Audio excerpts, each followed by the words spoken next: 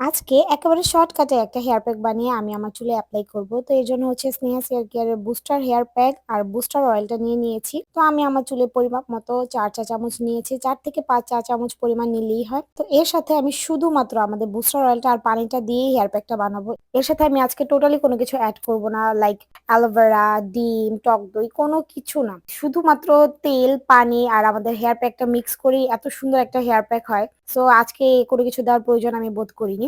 তো হেয়ার প্যাকটা বানানোর পর ১০ থেকে ১৫ মিনিট আমি রেস্টে রেখে দিব। দেন আমি হচ্ছে আমার চুলটাকে ২ ভাগে ভাগ করে সুন্দর করে জট ছাড়িয়ে নিব। আগের দিন অবশ্যই চুলটাকে শ্যাম্পু করে রাখলে ভালো হয়। সো আমার চুলেও শ্যাম্পু করা ছিল। তো আমি সুন্দর মতো চুলটাকে ২ ভাগে ভাগ করে জটটা ভালো করে ছাড়িয়ে নিচ্ছিলাম।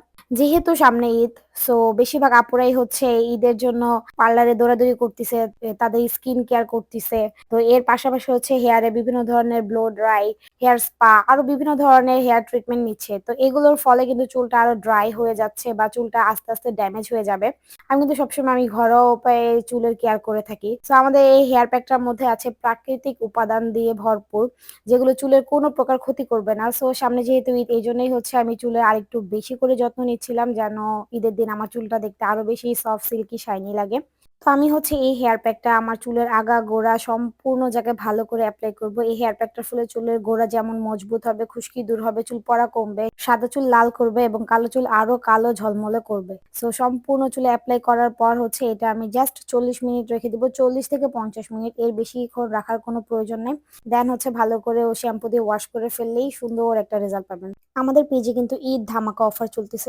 যারা এখনো জানেন না পেজে ভিজিট করবেন, নিতে চাইলে এখন ইনবক্স করেন। আল্লাহ হাফেজ।